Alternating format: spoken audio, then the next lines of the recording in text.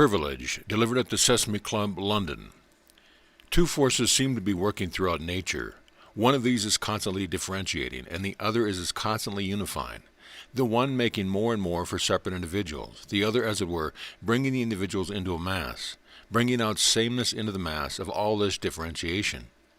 It seems that the action of these two forces enters into every department of nature and of human life. On the physical plane, we always find the two forces most distinctly at work, separating the individuals, making them more and more distinct from other individuals, and again making them into species and classes, and bringing out similarities of expression and form. The same holds good as regard to the social life of man. Since the time when society began, these two forces have been at work, differentiating and unifying. Their action appears in various forms and is called by various names in different places and at different times. But the essence is present in all, one making for differentiation and the other for sameness, the one making for caste and the other breaking it down, one making for class and privilege and the other destroying them. The whole universe seems to be the battleground of these two forces. On the one hand, it is urged that though this unifying process exists, we ought to resist it with all our might, because it leads towards death, that perfect unity is perfect annihilation, and that when the differentiating process that it is work in this universe ceases, the universe comes to an end. It is differentiation that causes the phenomena that are before us. Unification would reduce them all to a homogeneous and lifeless matter. Such a thing, of course, mankind wants to avoid. The same argument is applied to all the things and facts that we see around us. It is urged that even in physical body and social classification, absolute sameness would produce natural death and social death. Absolute sameness of thought and feeling would produce mental decay and degeneration. Sameness, therefore, is to be avoided. This has been the argument on the one side, and it has been urged in every country and in various times with only a change of language. Practically, it is the same argument which is urged by the Brahmins of India when they want to uphold the division in the castes, when they want to uphold the privileges of a certain portion of the community against everyone else. The destruction of caste, they declare, would lead to destruction of society, and boldly they produce the historical fact that theirs has been the longest-lived society. So they, with some show of force, appeal to this argument. With some show of authority they declare that alone which makes the individual live the longest life must certainly be better than that which produces shorter lives. On the other hand, the idea of oneness has had its advocates throughout all times. From the days of the Upanishad, the Buddha, the Christ, and all other great preachers of religion down to our present day, in the new political aspirations, and in the claims of the oppressed and the downtrodden, and of all those who find themselves bereft of privileges, comes out the one assertion of this unity and sameness. But human nature asserts itself.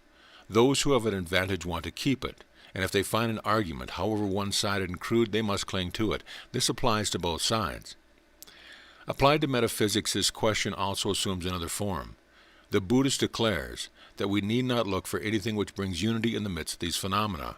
We ought to be satisfied with this phenomenal world. This variety is the essence of life. However miserable and weak it may seem to be, we have nothing more. The Vedantist declares that unity is the only thing that exists. Variety is but phenomenal, ephemeral and apparent. Look not to variety, says the Vedantist. Go back to unity. Avoid unity. It is a delusion, say the Buddhists. Go to variety. The same difference of opinion in religion and metaphysics have come down to our own day, for in fact the sum total of the principles of knowledge is very small. Metaphysics and metaphysical knowledge, religion and religious knowledge, reached their culmination 5,000 years ago, and we are merely reiterating the same truth in different languages, only enriching them sometimes by the accession of fresh illustrations. So this is the fight, even today. One side wants to keep to the phenomenal, to all this variation, and points out, with a great show of argument, that variation has to remain, for when that stops, everything is gone. What we mean by life has been caused by variation. The other side, at the same time, valiantly points to unity. Coming to ethics, we find a tremendous departure. It is perhaps the only science which makes a bold departure from this fight. For ethics is unity, its basis is love. It will not look at this variation. The one aim of ethics is this unity, this sameness. The highest ethical codes that mankind has discovered up to the present time know no variation. They have no time to stop to look into it. Their one end is to make for the sameness. The Indian mind, being more analytical, I mean the Vedantic mind, found this unity as a result of all its analysis, and wanted to base everything upon this one idea of unity. But as we have seen in the same country, there were other minds, the Buddhistic, who could not find that unity anywhere. To them all truth was a massive variation. There was no connection between one thing and another. I remember a story told by Professor Max Mueller in one of his books, an old Greek story, of how a Brahmin visited Socrates in Athens. The Brahmin asked, "What is the highest knowledge?" And Socrates answered, "To know man is the end and aim of all knowledge." "But how can you know man without knowing God?" replied the Brahmin. The one side, the Greek side, which is represented by modern Europe, insisted upon the knowledge of man. The Indian side, mostly represented by the old religions of the world, insisted upon the knowledge of God. The one sees God in nature, and the other sees nature in God. To us at the present time, perhaps, has been given the privilege of standing aside from both these aspects, and taking an impartial view of the whole. This is a fact that variation exists, and so it must, if life is to be.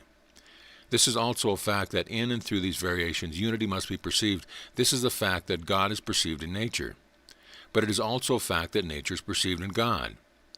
The knowledge of man is the highest knowledge, and only by knowing man can we know God. That is also a fact that the knowledge of God is the highest knowledge, and knowing God alone we can know man. Apparently contradictory though these statements may appear, they are the necessity of human nature. The whole universe is a play of unity and variety, and a variety in unity. The whole universe is a play of differentiation and oneness. The whole universe is a play of the finite in the infinite. We cannot take one without granting the other, but we cannot take them both as facts of the same perception, as facts of the same experience, yet in this way it always goes on. Therefore, coming to our more particular purpose, which is religion, rather than ethics, a state of things, where all variation has died down, giving place to a uniform, dead homogeneity, is possible so long as life lasts.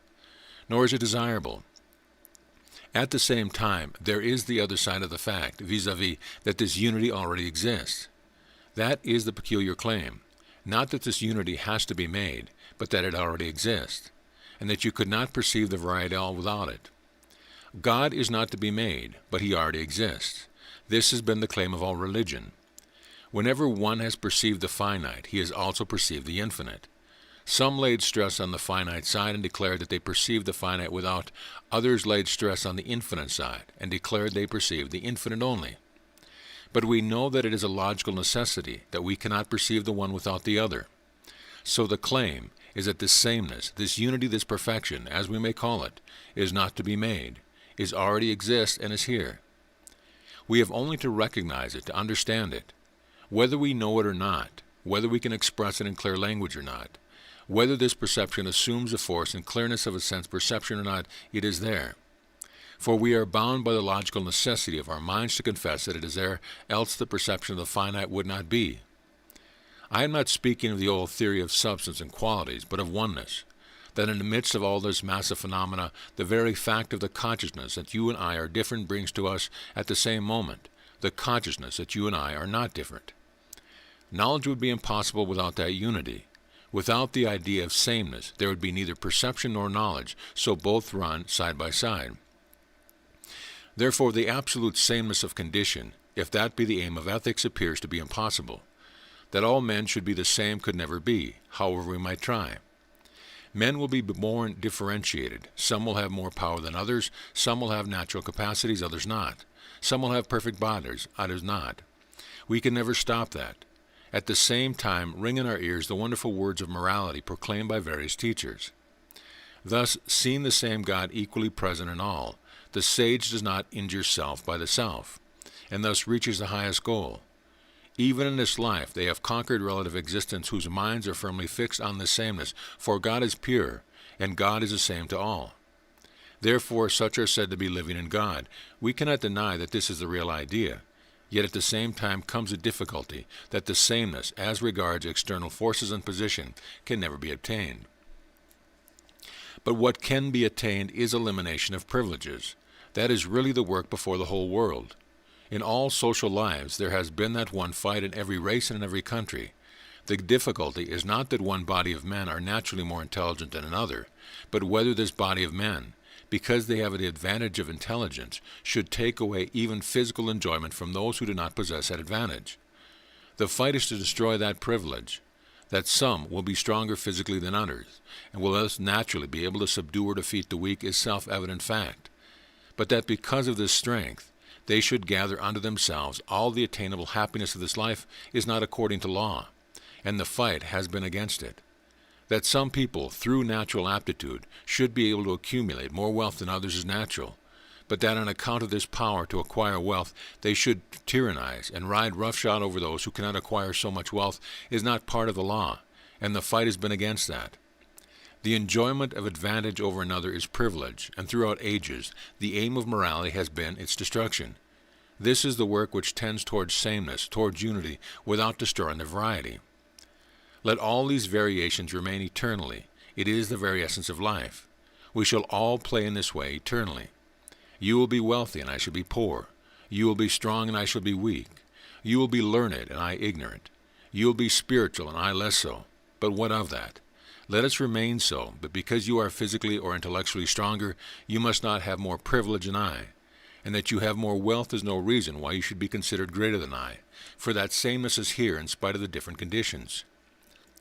The work of ethics has been and will be in the future not the destruction of variation and the establishment of sameness in the external world, which is impossible, for it would bring death and annihilation, but to recognize the unity in spite of all these variations, to recognize the God within, in spite of everything that frightens us, to recognize that infinite strength as the property of everyone, in spite of all apparent weaknesses, and to recognize the eternal, infinite, essential purity of the soul in spite of everything to the contrary that appears on the surface. This we have to recognize. Taking one side alone, one half only of the position, is dangerous and liable to lead to quarrels. We must take the whole thing as it is, stand on it as our basis and work it out in every part of our lives as individuals and as unit members of society. End of lecture.